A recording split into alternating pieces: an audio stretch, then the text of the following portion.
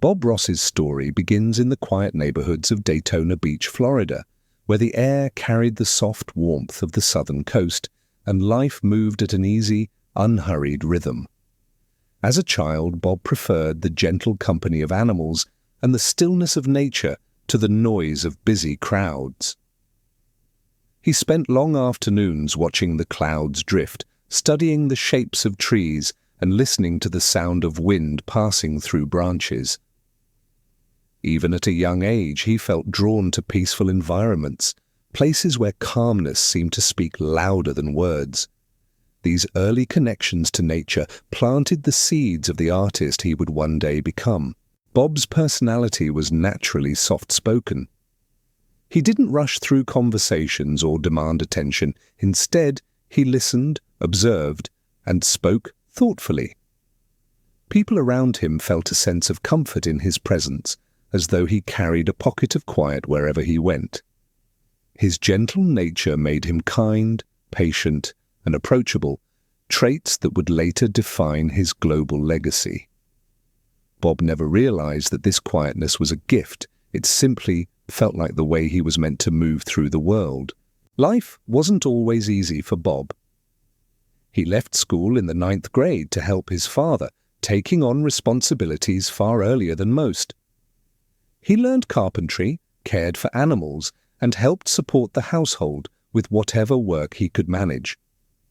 These early experiences taught him not only the value of effort, but the importance of staying steady, of facing each challenge with a calm heart.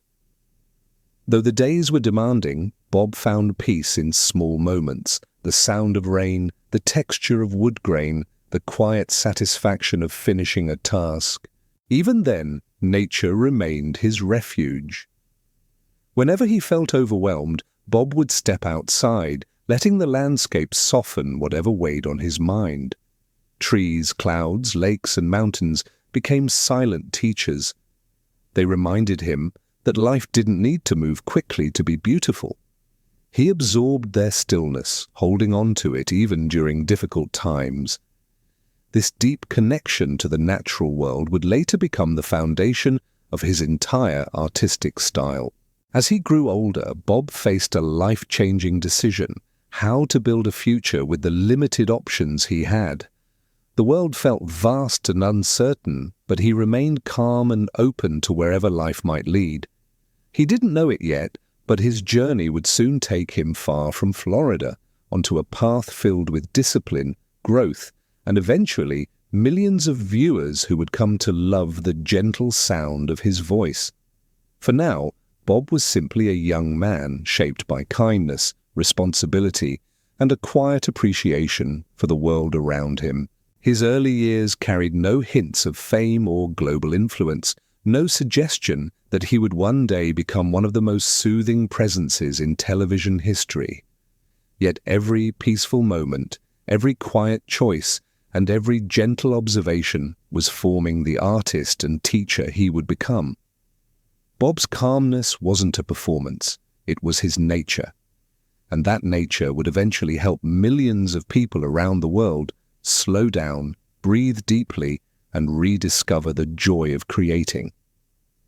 Bob Ross entered the Air Force as a young man searching for direction, not fully realizing that the years ahead would shape his character in unexpected ways. Military life was structured, demanding, and often loud, far different from the stillness he grew up loving. He rose through the ranks quickly, eventually becoming a master sergeant in charge of others. The responsibility taught him discipline, but the environment also pushed him into a role that didn't match his gentle nature.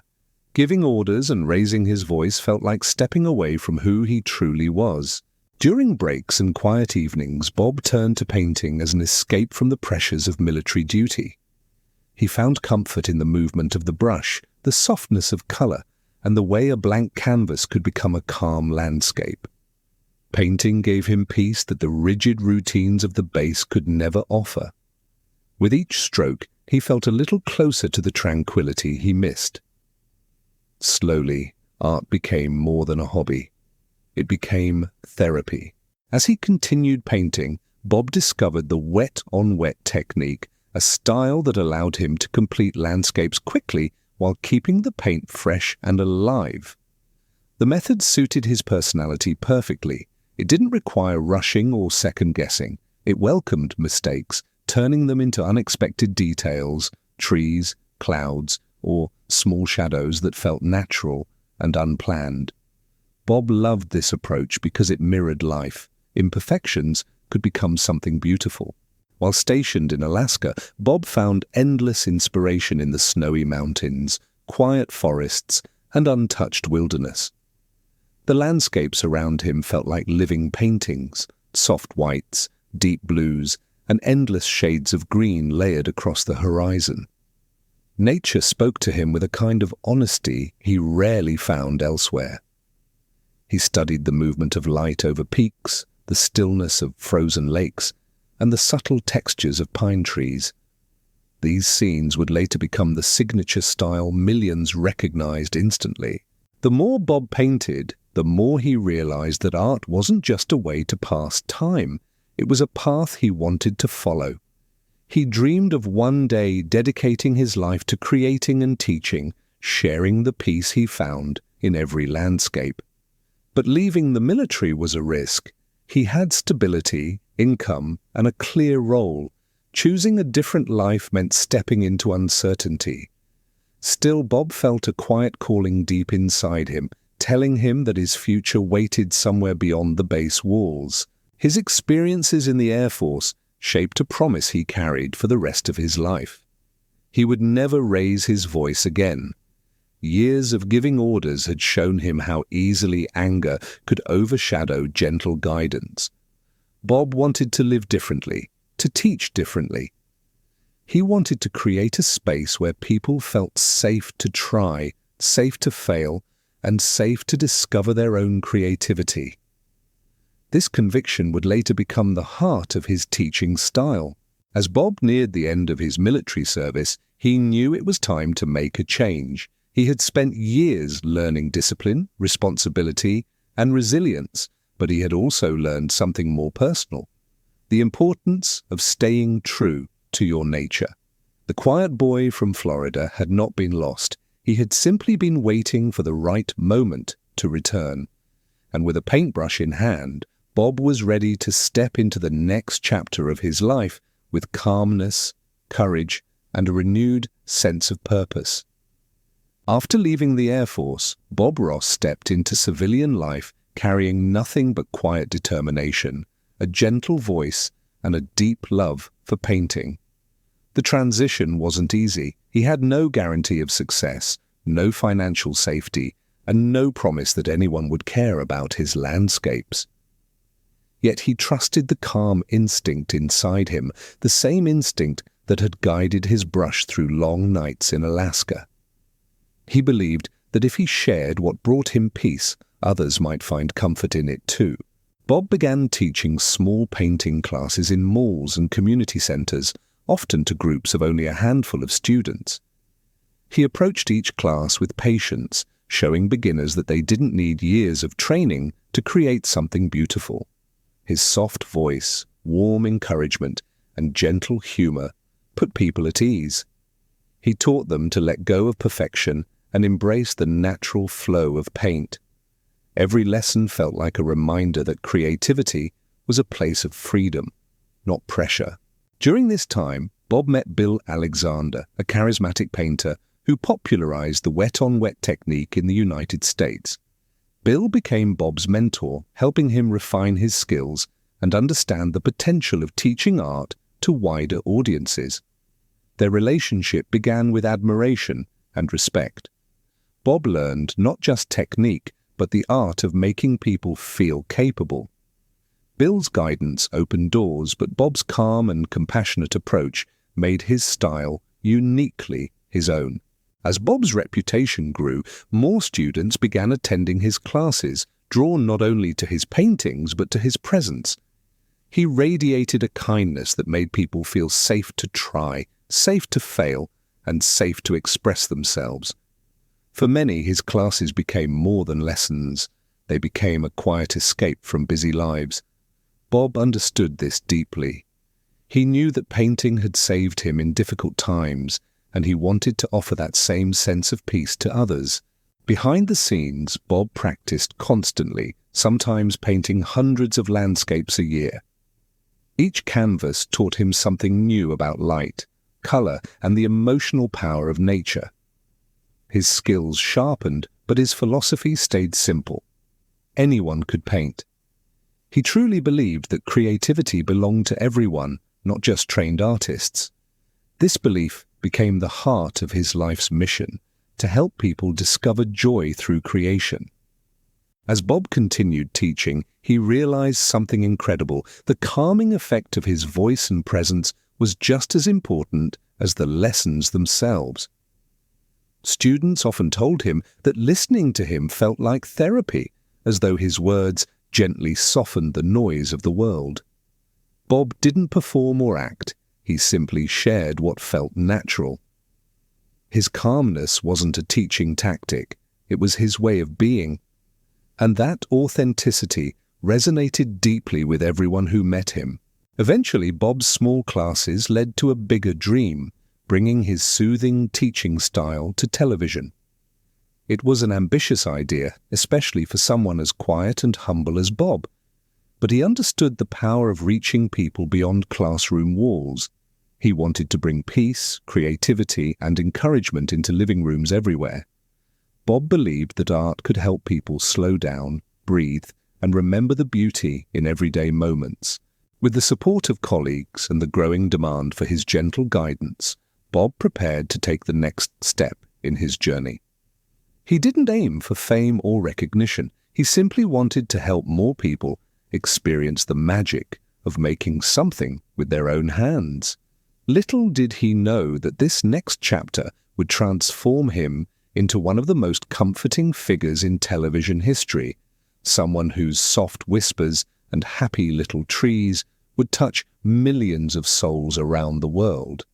When The Joy of Painting finally aired, no one could have predicted the quiet impact it would have on the world. The show was simple, just a man, a canvas, a gentle voice, and a landscape slowly unfolding.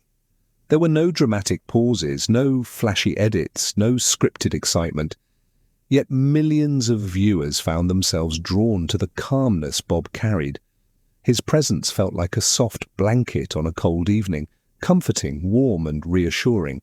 Bob spoke to his audience as if he were sitting in the room with them, painting side by side. He whispered encouragement, reminded them not to worry, and turned every mistake into a happy little accident. His words carried a kind of kindness rarely seen on television. People who never picked up a brush still tuned in simply to hear his voice. For many, Bob wasn't just an art teacher, he was a moment of peace in their day. The show grew beyond anything Bob ever imagined. Fans from around the world wrote letters describing how his gentle tone helped them through loneliness, illness, grief, or difficult chapters of life.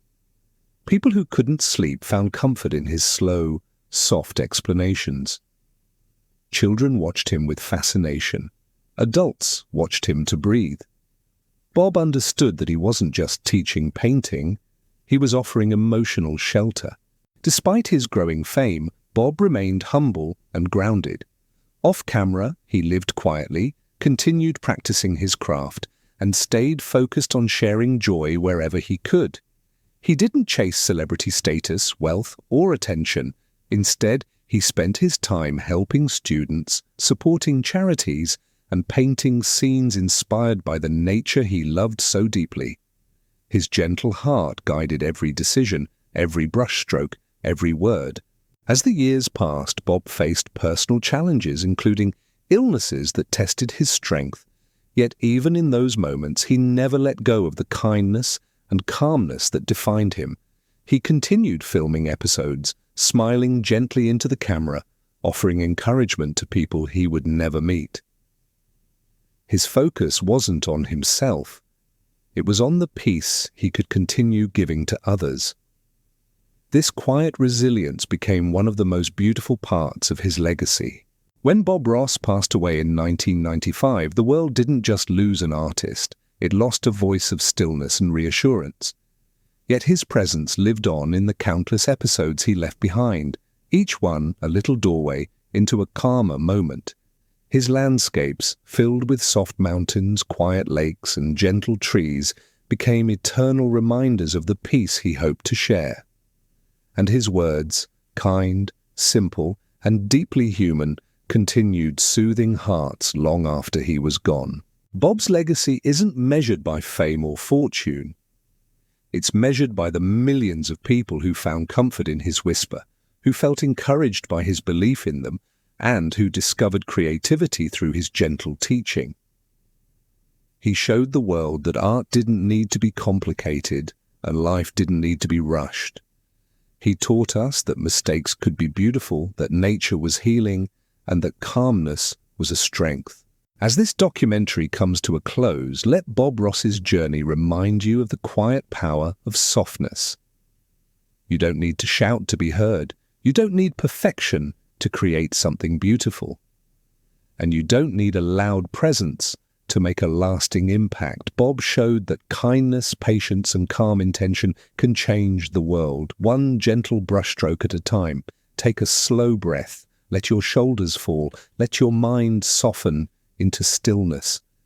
Wherever you are tonight, know that beauty can grow even in the quietest corners of your life. Good night.